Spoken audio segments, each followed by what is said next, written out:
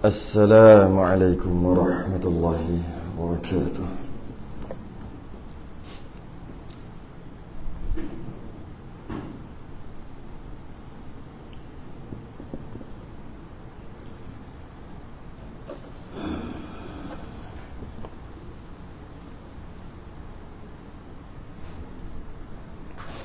Innal hamdalillah nahmaduhu wa nasta'inuhu wa nastahdihi wa nastaghfiruh. Wa na'udzu billahi min shururi anfusina wa min sayyiati a'malina. Man yahdihillahu fala mudilla lahu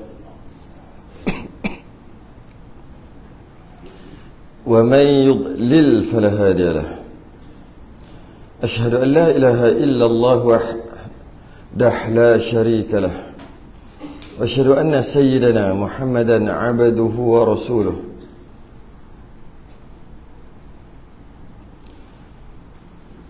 اللهم صل وسلم وبارك على سيدنا محمد الفاتح لما أغلق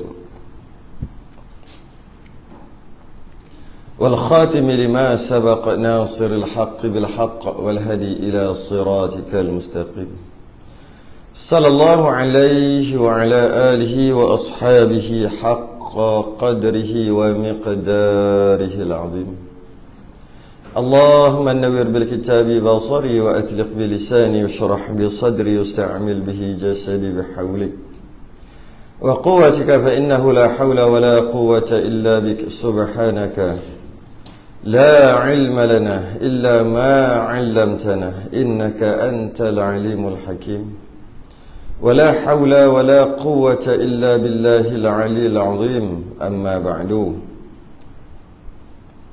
Alhamdulillah, kita sambung kitab Kifayatul Muhtadi.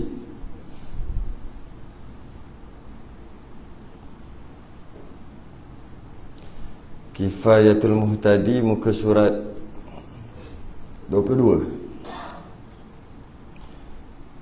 Jawi,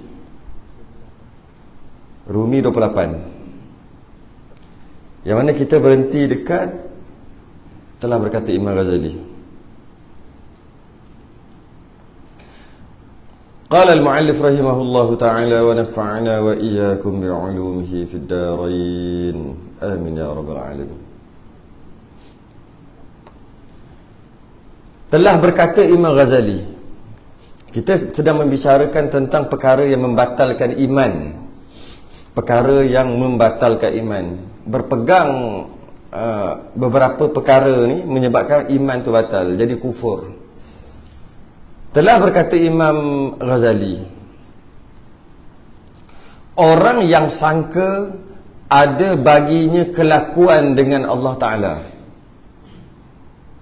orang yang sangka, orang yang mendakwa, macam tu kot. Orang yang sangka tu, orang yang mendakwa ada baginya kelakuan dengan Allah. Ada apa bahasa sekarang? Ada martabat lebih sikit. Macam tu. Ada martabat lebih. Korang ni orang awam biasa, aku martabat lebih sikit. Tu maksud ada kelakuan dengan Allah. Dia mendakwa ada baginya dia tu kelakuan dengan Allah. Ada baginya, bagi dia ada kelakuan. Ada pangkat, ada hubungan special yang tak ada dekat orang lain. Itulah maksud ada kelakuan dengan Allah. Dengan sebab dia rapat dengan Allah, dia special ni, dia dakwa ni menggugurkan barang yang wajib, menyebabkan ada benda menggugurkan. Asalnya wajib tapi tak wajib. Dah rapat sangat dengan Allah, jadi ada yang menggugurkan barang yang wajib, perkara yang wajib ke atas orang lain. Wajib tapi atas dia tak wajib dah, gugur. Seperti sembahyang, tak payah sembahyang. Sebab dia kata tujuan sembahyang nak mendekatkan diri pada Allah. Aku dah dekat dah, sembahyang buat apa? Nampak? Aku dah dekat dah. Itu dakwaan dia telah dekat dengan Allah. Jadi nak buat apa sembahyang? Satu, orang yang dakwa macam ni, apa nak buat dia? Atau mengharuskan baginya yang haram. Kalau dia sebut barang yang wajib atasnya seperti semayang, maknanya dia tak perlu semayang sebab dia terlalu rapat, dekat dah dengan Allah. Kiaslah lain, aku tak perlu puasa. Sebab aku dengan Allah dah lain level. Sebutlah yang lain-lain lagi lah. Apa-apa kewajipan-kewajipan yang lain lagi. Atau mengharuskan baginya yang haram. Asalnya haram, tapi bagi korang haram. Bagi aku tak haram dah. Sebab aku dengan Allah bukan macam korang dengan Allah. Korang asyik lupa Allah je. Aku ingat 24 jam. Maka martabat aku beza dengan martabat korang. Jadi ada perkara, benda yang haram aku boleh buat. Korang kena sabarlah tengok. Sebab aku memang wali. Dia kata korang kena sabarlah. Itu ujian bagi korang. Dia dakwa gitu. Ujian bagi korang semua. Jadi aku tak puasa. Aku minum arak, minum khamar, minum arak, berzina, dedah aurat, apa-apalah yang haram-haram. Korang terpaksa sabar. Dia kata inilah cabaran berguru. Korang tak sampai martabat aku, korang tak tahu. Korang sampai nanti korang pun macam aku. Macam mana nak buat dengan orang ni? Wajib dibunuhkan. Senang. Bunuh terus orang macam ni.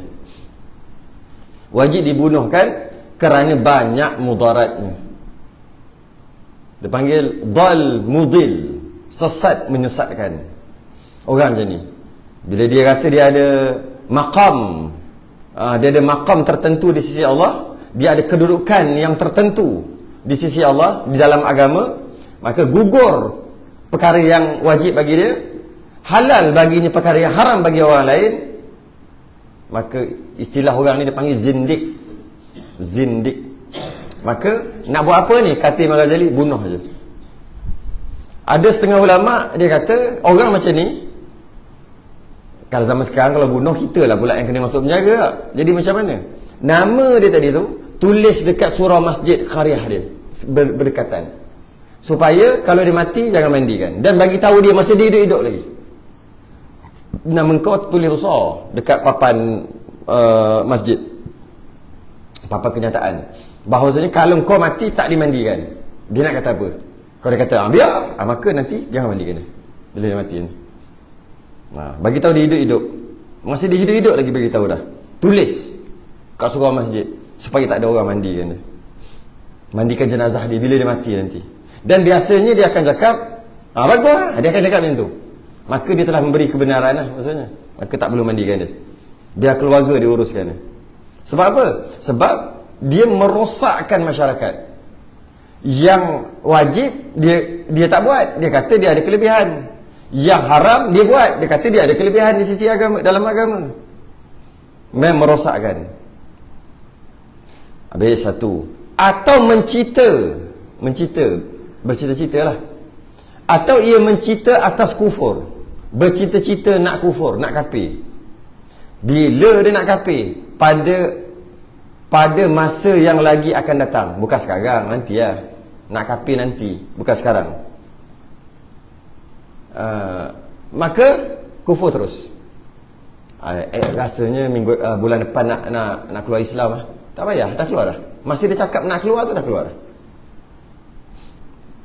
Tak payah tunggu bulan depan.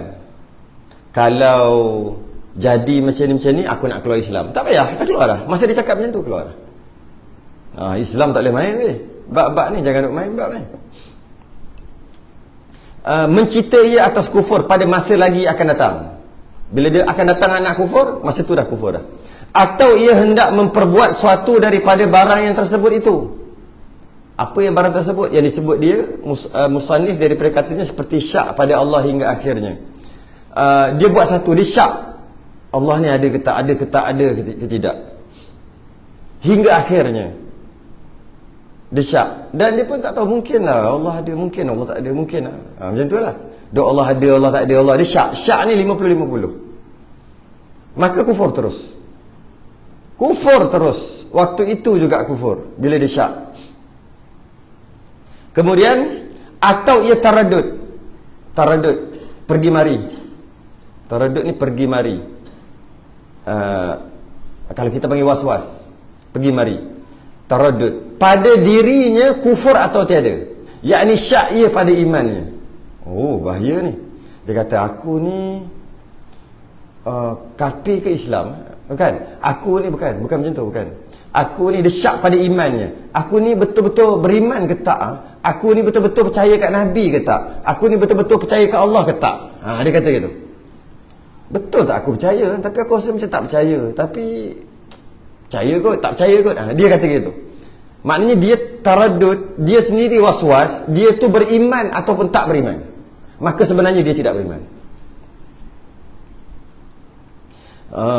Dia tak beriman. Ataupun dia kata Nabi itu betul, Nabi betul ke? Nabi itu betul ke Rasul Allah utus? Ke orang biasa je? Dia taradud kat situ. Aku macam tak percayalah kat Nabi, tapi risau juga, percayalah sikit, tapi taklah banyak sangat. Dia duduk pergi mari. Maka kufur terus.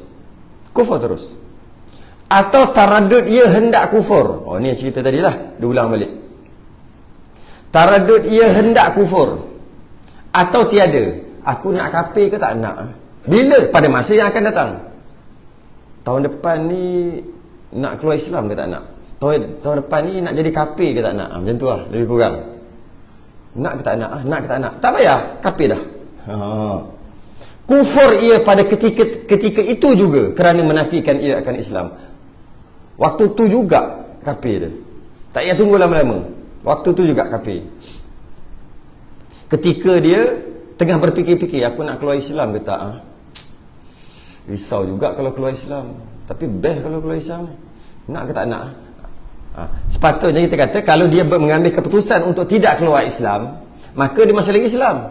Kalau dia mengambil keputusan untuk keluar Islam, maka kafirlah dia. Tak. Baru dia tengah fikir, aku ni nak keluar Islam ke tidak, kafir dah. Mana boleh gitu? Mana boleh fikir gitu? Tetapi tiada jadi kufur sebab was-was pada barang yang tersebut atau lainnya, kerana was-was itu daripada syaitan. Lainlah datang lintasan setan. Dia kata jadi kupurlah engkau, kafirlah engkau. Dia macam datang macam gangguan. Yang itu tak ada masalah. Tak ada masalah dengan maksud dia masih lagi beriman, tak kufur. Sebab dia gangguan datang. Yang tak bolehnya dia sendiri. Dia sendiri yang was-was, aku ni beriman ke tak beriman? Aku ni tak beriman kot. Tak berapa nak, macam ni lah, kalau beriman kita tukar percaya. Aku ni percaya kat Islam ke tak? Iman tu percaya samalah. Aku ni percaya kat Islam ke tak? Tak percaya Islam, tak percaya sangat, tapi adalah percaya sikit-sikit. Itu was-was juga. Yang tu tak boleh. Yang ni tak, dia datang, kafirlah kau dah jadi kafir sekarang, habislah kau. Tu gangguan. Yang ni daripada syaitan. Lintasan syaitan, khatir syaitan. Jadi kerja syaitan memang nak keluarkan orang daripada Islam. Dan demikian lagi jadi kafir. Demikian lagi jadi kafir juga orang yang ingkarkan Sayyidina Abi Bakar As-Siddiq. Ingkar apa? Sayyidina Abu Bakar apa? Itu sahabat Nabi. Dia ingkar Sayyidina Abu Bakar bukan sahabat Nabi, kafir. Dia kata Sayyidina Abu Bakar bukan sahabat Nabi, kafir. Sebab apa pula?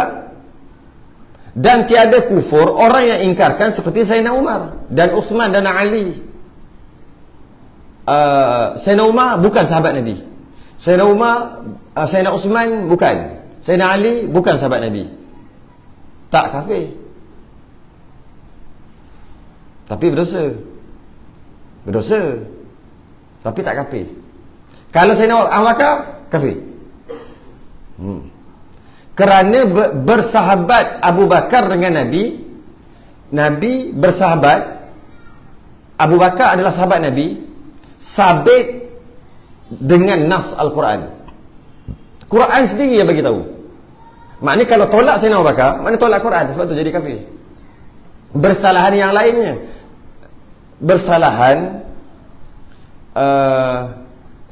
sahabat yang lain sahabat yang lain datang daripada riwayat, bukan daripada Quran, yang bahawasanya sahabat yang lain tu pun sahabat juga. Maka menolak riwayat, menolak hadis tak sama besar dosanya ataupun beratnya berbanding menolak Quran sendiri. Dalam Quran ada kan apa? Iz yaqulu li sahibihi la tahzan innallaha ma'ana. Dalam gua tu kan, dalam gua, masa dalam gua dia tengok banyak gua sur. Saya pergi dah gua sur rumah ni. Banyak lubang masuk kan tu. Jadi bila lubang mungkin musuh boleh hintai nanti, mungkin binatang berbisa masuk. Jadi saya nak makan tutup lubang dalam gosor. Lepas tu tinggal satu je lagi. Tak cukup dah, tak ada benda dah. Kain-kain semua dah tak ada benda dah. Batu-batu dah tak ada dah nak tutup. Dia tutup dengan kaki dia. Sekali ular nak masuk, ular patuk. Itu yang dia tahan sakit sampai meleleh air mata. Nabi masa tu jangan takut sana bakar, kata Nabi, innallaha ma'ana, sesungguhnya Allah bersama kita. Iz yaqulu, ketika Nabi berkata li sahibihi, dengan sahabatnya. Li sahibihi, hi itu nya dhamir, kembali kepada apa? Ijma' ulama kembali kepada Sayyidina Abu Bakar. Tiba-tiba dia kata Sayyidina Abu Bakar bukan sahabat. Mana tolak Quran? Tolak Quran lah. Sebab tu orang Syiah yang menolak Sayyidina Abu Bakar kafir. Syiah dia menolak. Ada yang tak menolak Sayyidina Abu Bakar. Maka masih lagi Islam. Cuma tetap juga kita tak boleh ikut lah. Macam Syiah Ismailiyah lah apa. Memang ada lah. Macam mana pun tetap juga akidah fasik. Cuma kita tak boleh kata dia kafir lagi. Tapi yang Rafidah ni tak payah cerita lah. Itu memang sesat pelik lah. Bukan sesat barat lah. Dia mengkafirkan semua sahabat-sahabat. Jadi mengkafirkan Sayyidina Abu Bakar, besar tu. Maka kufurlah ia. Tapi dia menolak Sayyidina Umar, Sayyidina Osman, Sayyidina Ali. Dia menolak sahabat-sahabat yang lain. Dia menolak Talha, Zubair, Abdul Rahman bin Auf, Abu Hurairah. Tak kafir, tapi berdosa lah. Dia tolak. Sebab sahabat-sahabat yang secara umum dia sabit sahabat-sahabat lain selain pada Abu Bakar, sabit dengan Quran juga, tapi sabit dengan hadis sabit dengan ayat umum. Sayyidina Abu Bakar sabit dengan ayat khusus, li sahibihi, sahabatnya seorang. Khusus Sayyidina Abu Bakar. Tapi sahabat-sahabat yang lain daripada Quran juga, cuma secara umum.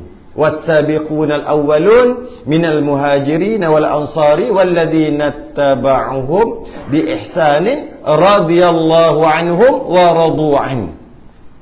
Allah redha mereka, mereka redha Allah. Siapa? Sahabat. Yang lain-lain secara umum.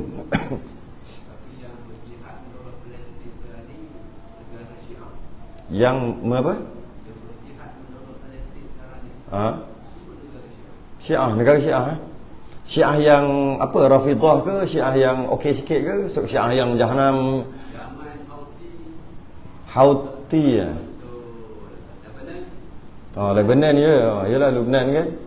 Tapi umat Islam punya negara apa cerita? Senyap ya. Tak ada tolong langsung. Tu lah, itu yang berlaku. Betul lah. Malah bukan nak tolong, nak baca kunut nazilah pun tak baca. Negara umat Islam, negara yang jemaahnya datang sembahyang berjuta-juta orang, kan syok kalau baca kunut nazilah berjuta orang amin kan. Pun tak ada, pun tak tahu kenapa tak buat. Sekali pun tak dengar. Tak apalah, tak payah baca kunut nazilah lah, doa lepas sembahyang cukup lah. Doa lepas sembahyang lah. Dalam sembahyang tak apalah, tak nak nanti kacau kan. Okey tak apa, doa lepas sembahyang pun tak ada. Tak apalah, doa asing-asing pun dilarang. Doa asing-asing tak apalah, korang bawa maflah, tunjuk solidariti pun sama. Tak boleh. Tak tahu apa dah jadi negara umat Islam. Kalau tengok pada sembahyang dekat Mekah Madinah tu, ramainya, kalau kita tengok sekali lalu tu, seolah macam Islam ni kuat sungguh. Tak adalah yang paling kuat selain pada Islam. Tengok pada gaya tu, gaya. Biar apa-apa asal bergaya. Tengok pada gaya tu. Seorang-seorang tu bawa datang beribu-ribu duit tu. Bukan sikit-sikit, ribu-ribu. Malaysia minimum 10,000. Minimum tu memang tak ada duit ni. Geng sengkit bawa. Banyak. Maksudnya sanggup habiskan duit. Semangat untuk ibadah. Tapi dalam masalah Palestin, tu lah. Syiah pula yang tolong. Syiah yang tolong kan. Tapi nak macam mana?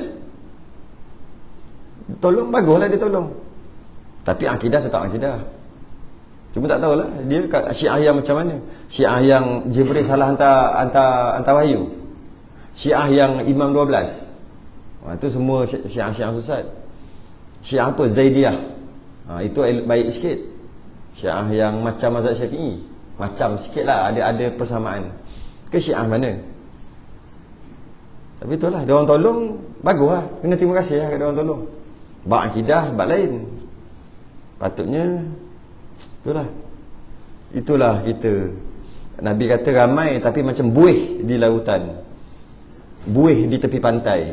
Pergi tengok buih banyak, betul meletup hilang habis. Kejap lagi ada balik, ramai balik. Negara kita negara jauh, negara dekat pun buat tak peduli. Kesian dia orang. Sambung. Atau ia nafikan seorang daripada Rasul yang muafakat ulama atas Rasulnya. 25 Rasul yang ada namanya disebut dalam Quran, dia tolak. Dia kata bukan Nabi, bukan Rasul. Maka kafir juga. Tapi kalau Nabi-Nabi yang tak disebut dalam Quran, dia tolak, berdosa. Kalau ada dalam Quran yang 25 tu, dia tolak, kufur. Sebab muafakat ulama atas 25 Rasul, fardu ain, wajib kita tahu seorang-seorang. Contoh dia kata, seumpama berkata ia Isa Al-Masih, tiada disuruhkan dia Allah Ta'ala. Dia kata Nabi Isa tu, Isa Al-Masih, Nabi Isa bukan pesuruh Allah. Kafir. Sama ada dia kata bukan pesuruh Allah, ataupun dia kata anak Tuhan, sama lah tu. Kalau anak Tuhan bukan pesuruh lah, maka kufur. Tiada disuruhkan dia oleh Allah Ta'ala, tak disuruh, maka kafir.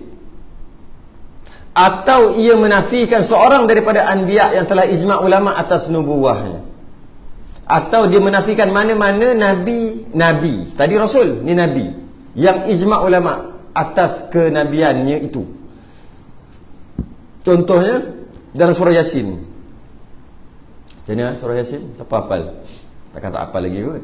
Cerita tentang seorang utusan Nabi yang diutuskan seorang, lepas tu 2 orang dia bunuh, lepas tu hantar yang ketiga dia bunuh. Maka itu adalah Nabi. Kemudian dia menafikan, dia kata bukan Nabi. Macam tu lah. Tapi Nabi yang mempunyai khilaf ulama tentangnya, tolak tak apa. Yang tak ada khilaf, dia adalah Nabi. Tak boleh tolak. Atau ia ingkar suatu huruf yang sudah muafakat ulama atasnya daripada Al-Quran, dia tolak. Ijma' ulama itu Quran, dia tolak satu huruf aja, tak payah banyak-banyak, kafir juga. Alif lam mim, dia tolak alif. Lam mim, alif mana alif? Alif tu bukan yang Quran tu, kafir. Padahal alif lam mim pun tak ada siapa yang tahu makna dia, hanya Allah yang tahu. Dia tolak. Kalaulah ayat tadi ataupun huruf tadi, huruf Quran, dia berlaku khilaf di kalangan ulama, maka tolak tak kafir lah, sebab dah nama khilaf. Contoh dia, dalam surah Fatihah ada 142 huruf, ada 14 tasydid sabdu, keseluruhannya ada 156 huruf. 156 huruf. termasuk bismillah semua. Ada khilaf pada kiraat-kiraat yang lain. Maliki yaumiddin dibaca Maliki yaumiddin, macam Malikin Nas. Malikin Nas, begitulah juga baca Maliki yaumiddin.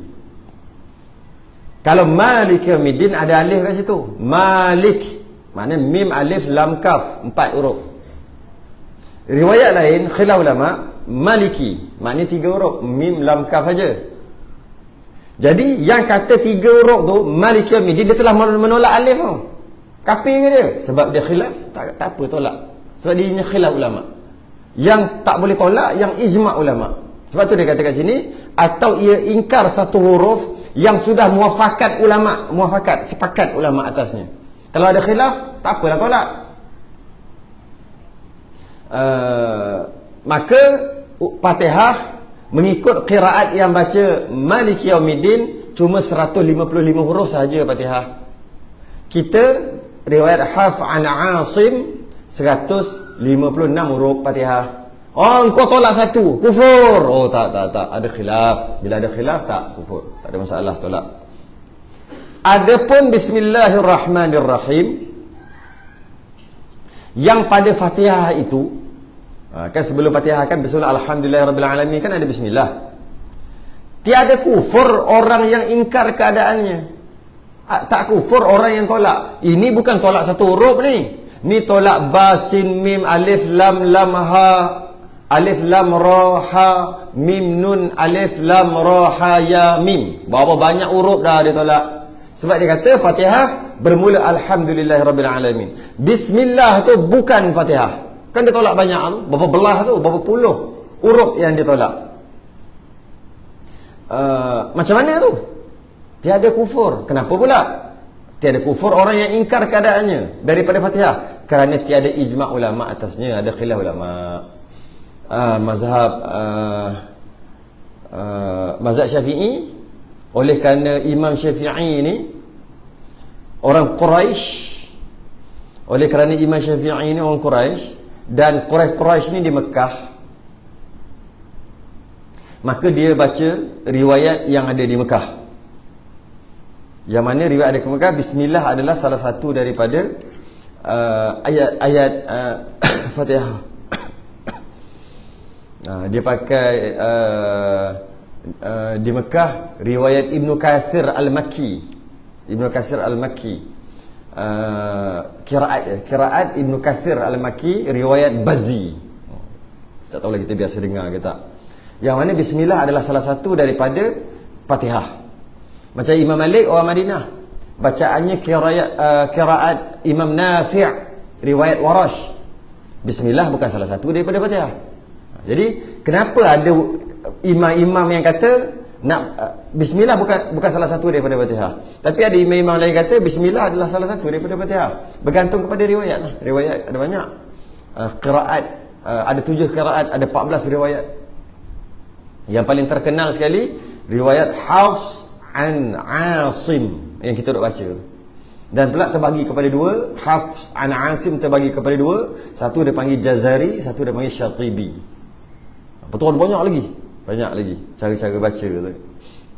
Jadi bila oleh kerana orang yang menolak Bismillahirrahmanirrahim, saya masa duduk kat sana beberapa belah hari, sekali pun tak dengar Fatihah dia baca Bismillah.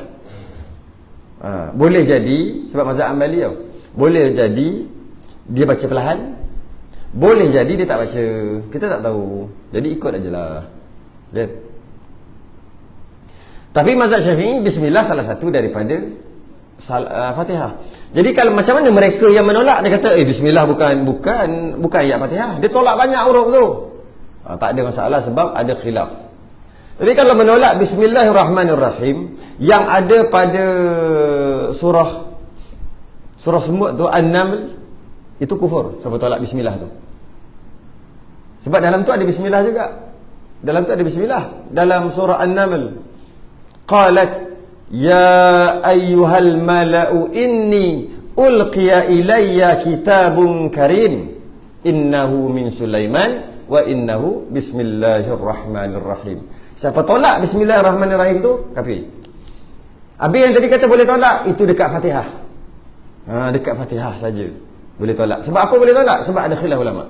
Mazhab Syafi'i tak boleh tolak lah, sebab mazhab Syafi'i dia adalah salah satu daripada Fatihah. Atau ia lebihkan dia, yakni satu huruf padanya, yakni pada Quran, yang sudah muafakat ulama pada bukan huruf itu daripada Quran. Padahal ia i'tiqad bahawasanya ia, yakni satu huruf ia daripada Quran. Maka kufurlah orang yang i'tiqad yang sedemikian. Bukan mengurangkan aja kufur, mengurangkan ayat Quran, menambah juga kufur. Itu yang Syiah ada tambah. Quran dia tebal ni, saya dah tengok dah, tebal ni Quran dia. Saya punya tangan ni saya buat paling habis baru dapat Quran. Quran yang kita ni cuma 1/3 je dia kata. Dia 3 kali ganda Quran. Saya tengok maknanya dia bukan menambah satu huruf tu. Menambah satu huruf pun dah kufur. Ini dia tambah berapa banyak dah. Sedangkan ijma' muafakat ulama bahawasanya Quran yang ada tu je dah cukup. Kenapa tambah lagi? Dia tambah, maka kufur. Orang yang i'tiqad demikian itu. Atau ia dustakan seorang pesuruh Allah. Dia dustakan pesuruh Allah, Rasulullah juga. Kufur juga. Macam mana? Sama ada ia dustakan Rasul itu pada asal risalahnya. Macam mana? Seperti ia nafikan risalahnya. Apa yang Nabi bawa dia nafikan. Kufur. Apa yang Nabi bawa dia nafikan. Atau ia mendustakan pada setengah-setengah perkataan. Nabi ni ada separuh boleh percaya, tapi separuh lagi tak boleh percaya.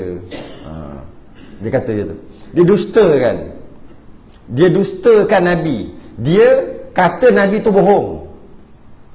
Dia kata ataupun dia kata Nabi tu bohong, atau dia kata Nabi tu pembohong. Faham tak? Lain. Beza tu.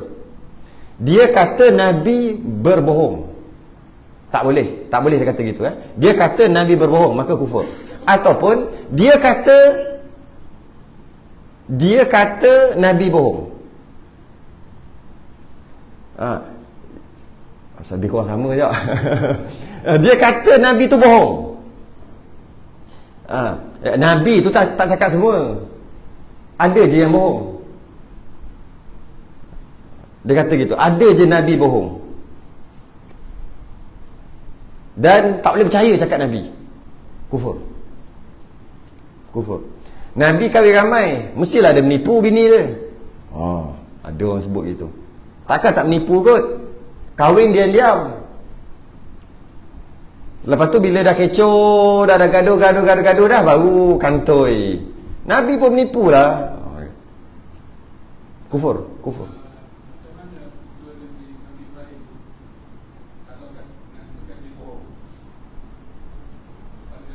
Tak, sepatutnya tak boleh kata gitu. Tak boleh kata Nabi Ibrahim bohong. Walaupun cerita riwayat-riwayat atau cerita yang tersebar kita dengar digunakan perkataan bohong tu. Tak boleh kata Nabi. Sebab macam ni, Nabi dia ada sifat yang tak boleh tidak, yang kita pun hafal sebenarnya. Siddiq, amanah, tabligh, fatanah. Nombor satu tu siddiq, cakap benar. Bila kata bohong aja, maknanya satu sifat yang wajib bagi Nabi. Dia kena faham sungguh apa maksud sifat wajib. Ada orang boleh sebut sifat siddiq, amanah, tabligh, fatanah. Apa benda tu? Sifat Nabi. Sebab apa? Sifat yang wajib bagi Nabi. Wajib ada dua. Satu wajib syarak, satu lagi wajib akal. Itu kena kembali balik cerita tauhid. Wajib syarak maksudnya kalau buat berdosa. Jadi bila wajib syarak terbalik. Wajib syarak wajib buat lah. Kalau tak buat berdosa. Tu wajib syarak. Satu lagi wajib akal. Wajib akal ni tak masuk akal dia buat perkara tu. Tak masuk akal selain daripada perkara itu. Kalau dia kata wajib akal, mesti kena macam tu. Tak boleh, tak masuk akal kalau selain daripada macam tu. Itu dah panggil wajib akal. akal kita kata wajib begitu. Kalau selain daripada itu, sebaliknya tak mungkin, mustahil. Itu dah panggil wajib akal. Wajib syarak adalah buat dapat pahala, tak buat berdosa. Soalannya, wajib Nabi Siddiq Amanah Tabligh Fardhanah, khusus kita dekat Siddiq cakap benar, bukan semata-mata wajib syarak. Bukan semata-mata wajib syarak. Nabi cakap benar, Nabi dapat pahala. Bukan semata-mata, dia wajib akal. Dengan maksud, tak masuk akal Nabi bohong. Tak masuk akal. Nabi tak berbohong, kita pun tak berbohong. Tak berbohong Nabi dengan tak bohong kita tak sama. Tapi ramai orang samakan. Tak sama. Kita tak berbohong sebab wajib syarak atas kita. Jadi kalau, kenapa kita tak cakap bohong? Sebab berdosa kan cakap bohong. Jadi aku tak bercakap bohong kerana aku takut dosa. Dalam keadaan boleh je aku nak cakap bohong, cuma tak cakap, takut berdosa. Boleh nak bohong? Boleh aja. Nabi tak gitu. Nabi bukan boleh je Nabi nak bohong, tapi Nabi tak bohong sebab wajib kan? Bukan Nabi tak, bukan macam tu. Nabi memang tak ada pun pilihan untuk cakap bohong.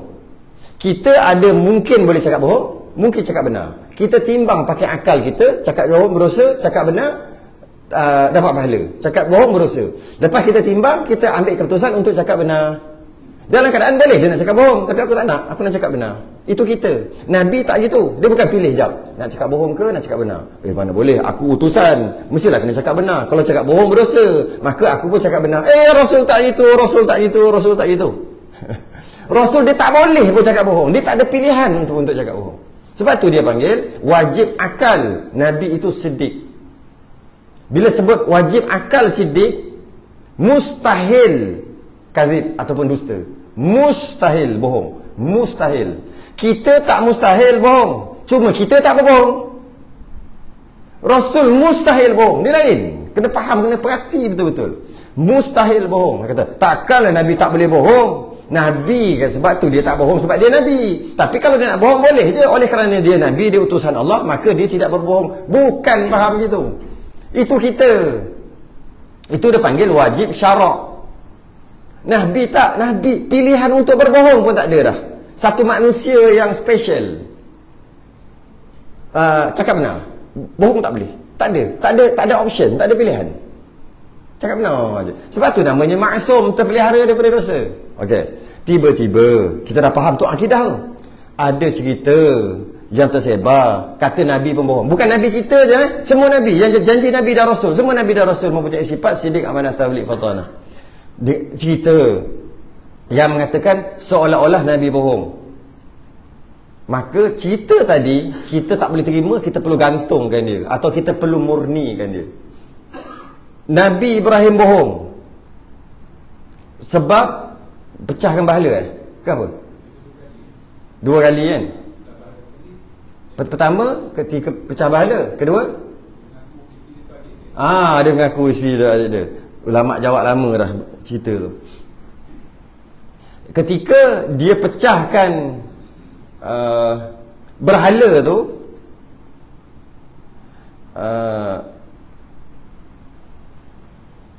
kemudian sebab semua pergi keluar, pergi joget-joget pergi fun fair.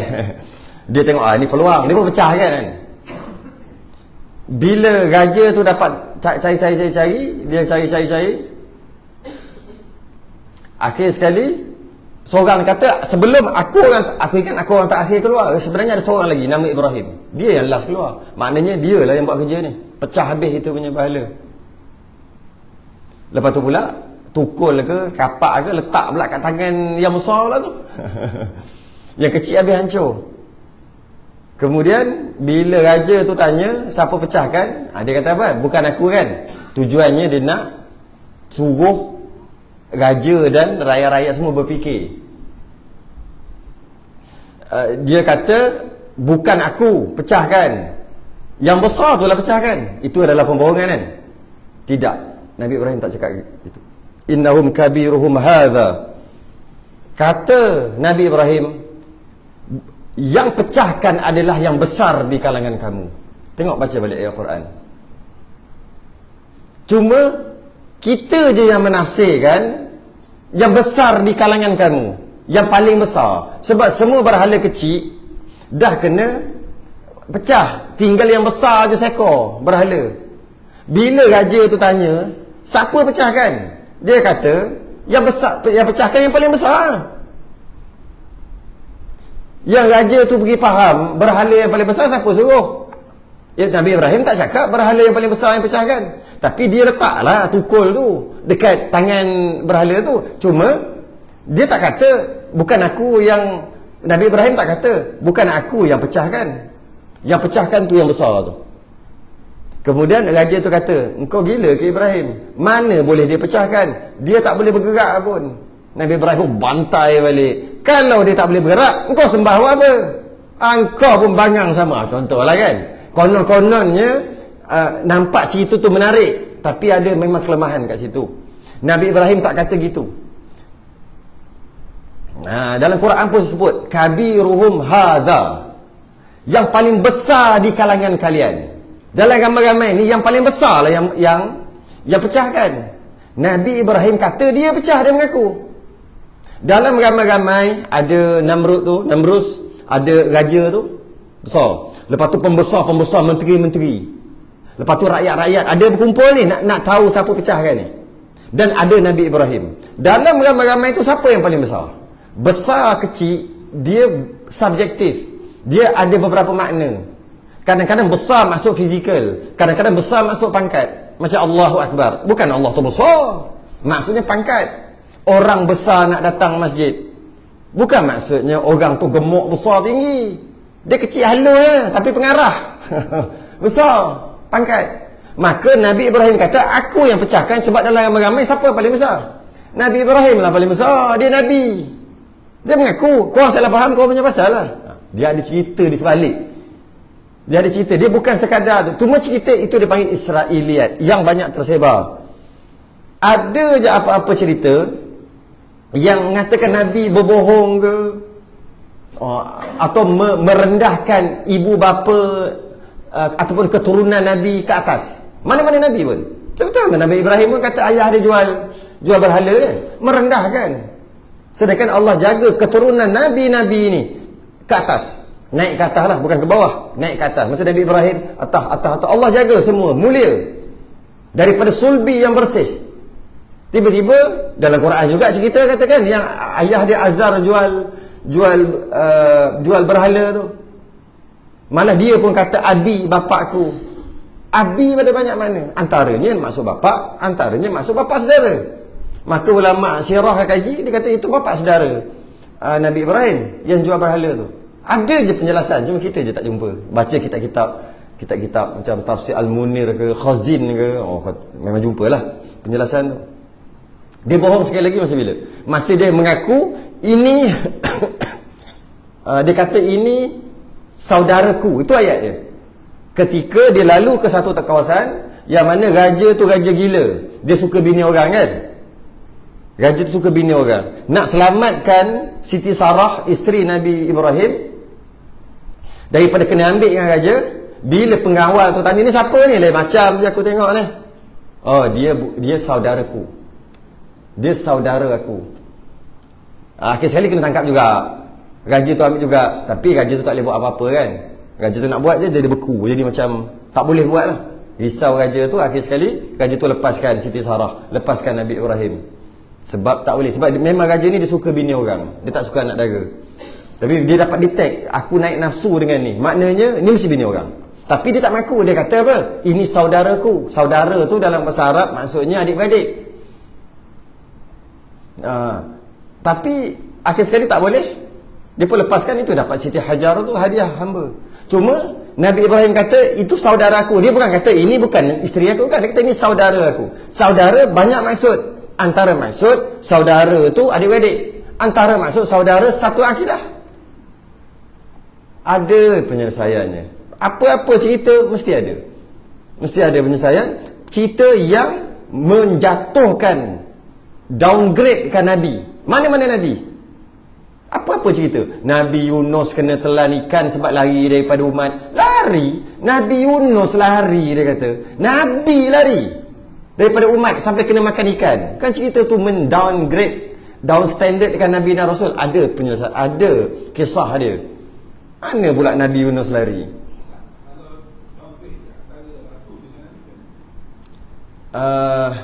Dia tak panggil downgrade.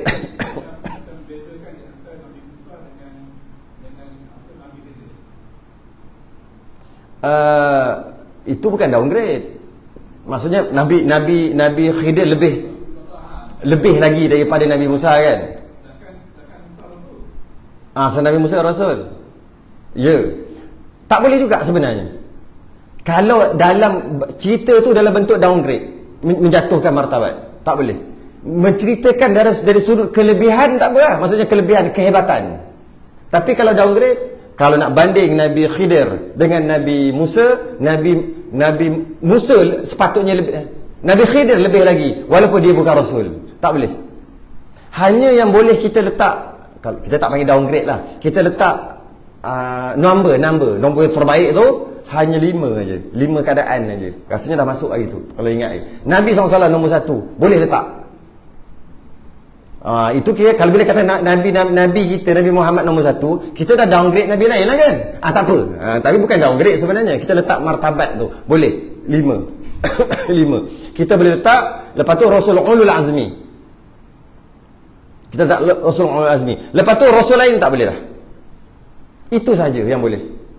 Rasul lain kita tak boleh kata Nabi ni lebih, Nabi lebih. Nabi pernah larang, malah Nabi pernah larang. Engkau jangan rendahkan Yunus bin Matta walaupun dia duduk dalam dasar bumi, bukan dasar laut, tengah gelap kat bawah. Aku jumpa Allah, aku bermunajat dekat Allah, arash tertinggi.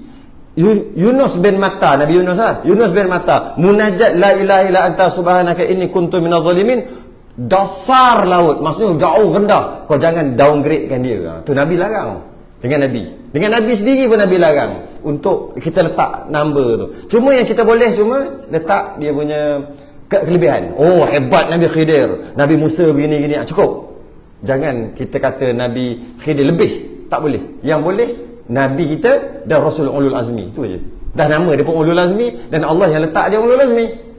Ulul Azmi, mereka yang mempunyai keazaman yang tinggi. Dalam Quran yang sebut Nabi yang letak, maka boleh. Nabi nombor 1. Yang lain tak boleh. Kena jaga. Kena jaga. Berapa dah? Allah.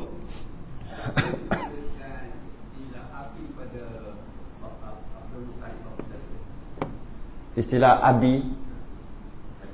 Abi kepada memang pun itu ada ulama kata gitu. Malah kuat juga pendapat tu. Kuat. Yang mana yang kes hadis tu lah, inna abi wa abaka finnar. Bila ada seorang tanya, bapa aku kat mana? Tak sebab beriman lah ayah dia. Ayah seorang sahabat ni. Nabi pun jawab, inna abi, sesungguhnya bapakku, abi bapak aku, wa abaka, dan bapak engkau finnar. Tapi sebelum tu Nabi kata bapak engkau kat dalam neraka. Sedih dia pun pusing, sedih. Dah lah tak beriman mati. Memanglah nak kata apa? Takkan nak kata masuk syurga kot. Kita orang kafir mati pun tak boleh sebut rest in peace. Nak rest apa dia kat mati kafir? Ini kan pula jelas-jelas dah tak sempat masuk Islam. Ayah dia Nabi sebut masuk neraka tempatnya. Sedihlah dia pusing.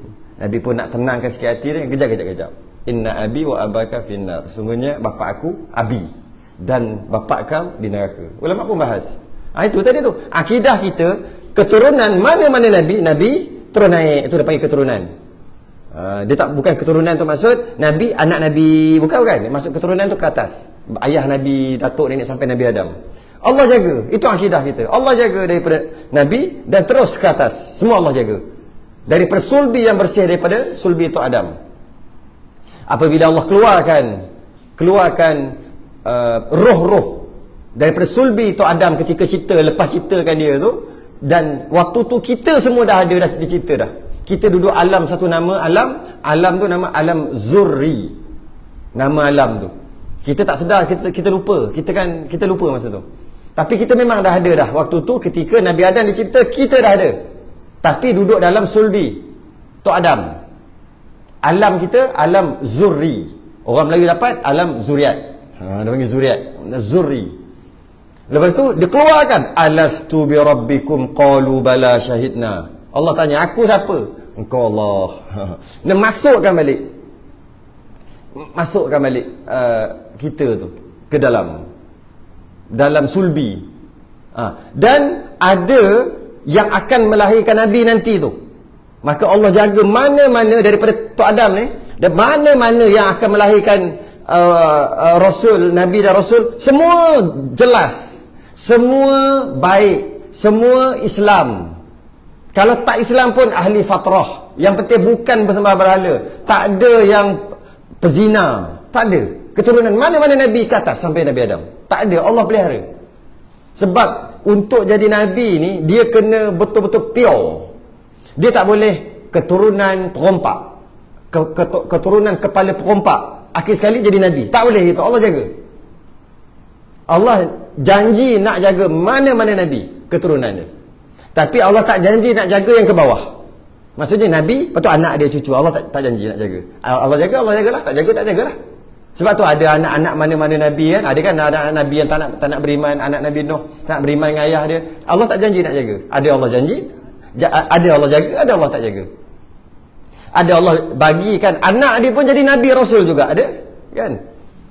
Tapi kalau ke atas, Allah janji nak jaga. Itu akidah kita. Bila ada je apa-apa cerita yang mengatakan ayah mana-mana Nabi pun bekas perompak, kepala perompak, pezina, penyembah berhala dan sebagainya, ada cerita di sebalik, ataupun itu mungkin kita dapat daripada Israiliyat, cerita-cerita Yahudi Nasara yang perlu kita tapis.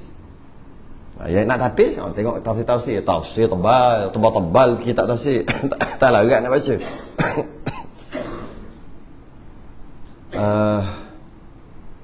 Okey, stop kat situ lah dulu. Atau ia dustakan seorang pesuruh Allah. Berhenti kat situ. Atau ia dustakan seorang pesuruh Allah, sama ada ia mendustakan Rasul itu pada risalahnya. Atau ia dustakan seorang pesuruh Allah. Wallahu a'lam. Tasbih kafarah dan suratul subhanakallah.